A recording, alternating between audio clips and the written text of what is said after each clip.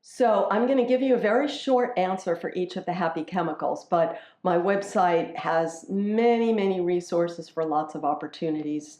And this is nothing like those checklists that you see in popular psychology where they tell you to take a hot bath and give money to the poor or whatever it is that, put your running shoes near the door or something. So this is for each of us based on our individual old pathways because they are really the wiring becomes very firm when you're young, and you have to build onto that. You can't just delete the pathways. Dopamine, to get more, have a project, because a project constantly gives you a step toward meeting a need, a step toward a goal. So it needs to be a project that you believe in, that you like, rather than something that you're told to do. Because when you believe it, it feels like it's meeting a need, and that's what stimulates your dopamine.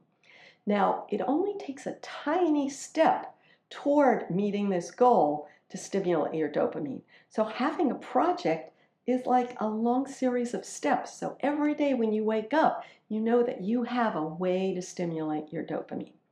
Now, some people make a goal that's like so huge that they never feel like they're getting closer. And your brain will not release the dopamine unless you perceive that you're getting closer to the goal. So we need to have realistic goals. But if the goal is too small, then your brain is not going to reward you with dopamine because you know that you're not really meeting a need. So it's the unmet need that the brain is focused on that stimulates the happy chemicals. And that's why I said it's very individual. So you can think about, what is my unmet need? What would really excite me? How can I break that down into very small steps so that despite all of my other responsibilities in life, I can spend 10 minutes a day on this project? And you could even have two projects and spend 10 minutes in the morning on this project and 10 minutes at night on that project, and you're always stimulating your dopamine. How to stimulate serotonin? My brain wants to feel like I'm in the one-up position. But if I'm always going around trying to show everyone that I'm hot stuff, I will make myself unwelcome. And people will not want to be around me. And it won't even work because our brain always habituates to the rewards we already have. So even if I'm hot stuff because I remember when I was young and I earned $1.65 an hour and I got a raise to $2 an hour, and I really felt great about myself then. um, but a couple months later, being a person who earns $2 an hour did not make me feel great every minute of every day. So it takes a new way to feel the one-up position to stimulate more serotonin. But once again, it's like, what, I want to remind you again and again that I'm the kid who earns $2 an hour? No. As we mature, we look for ways to give it to ourselves. And to give a short, simple answer, I start with, find a way to put yourself up without putting others down. So it's natural to look for a way to put yourself up. And we would rather have the applause of the world. But if you only do things that get applause from the world, you're never going to do anything. Like, if I can't keep going unless people are applauding me, then I'm just going to be a person who does, like, maybe unpleasant things that are cool with certain group of people that are already applauding me. Great example of this is, I love to read biographies, and everyone in history, if you read how they accomplished something great, they were criticized while they were doing it. They were not applauded while they were doing it. They got applause later or maybe after they died.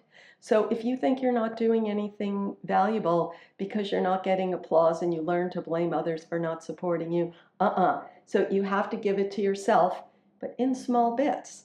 So if you constantly have to climb a mountain and a new mountain to feel good about yourself, then you're depriving yourself of serotonin. So do one little thing every day that you feel proud of, and then do something else tomorrow that you feel proud of, and you'll stimulate your own serotonin. And then you don't have to go rub it in everyone's face, but if someone asks you about this great thing you did, don't feel like you have to cover it up or Say, oh, that was really nothing. It's okay to say, oh, thanks. Yeah, I did that. Again, like all the others, no easy way. When you do something that gets it, you only get a little and you have to do it again and again.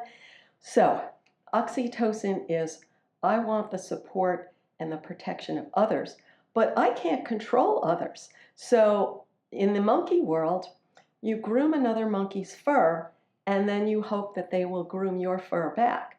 But in the monkey world, a lot of times they don't groom your fur back. And in the human world, if you do something for someone and you hope they will do for you, and then they don't. So a lot of people are always doing things for others and end up feeling resentful and bitter. So that's not a path to oxytocin at all. So here's a better way to think about it. I can admit to myself that I really want the protection of others. And in the modern adult world, I don't want to get it by acting like a child, and I don't want to get it by being a tribalist where I have to be with my tribe every second of every day and only do things that please my tribe, because even then you may not get it, and then you end up bitter. So I can do one nice thing for one person today, and one nice thing for another person tomorrow, and one nice thing for another person the next day. And the way I explain this is I'm building my side of the bridge, and I can't control when another person crosses it, but my side of the bridge is there. And next week, one person may cross the bridge, and the next day, another person may cross the bridge. So I can't predict when I will get nice oxytocin rewards from others. So I can just build my side of the bridge and enjoy doing that.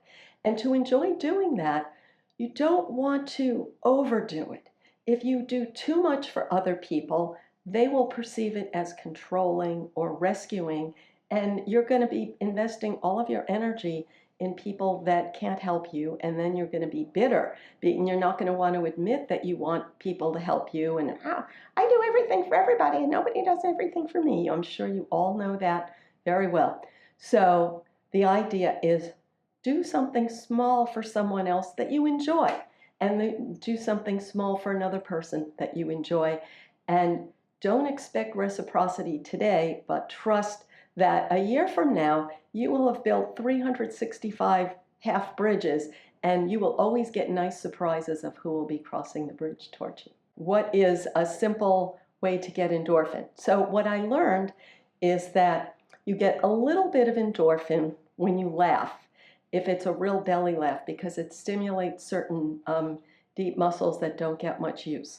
So find ways to laugh, and one way to do that is to give yourself permission to laugh.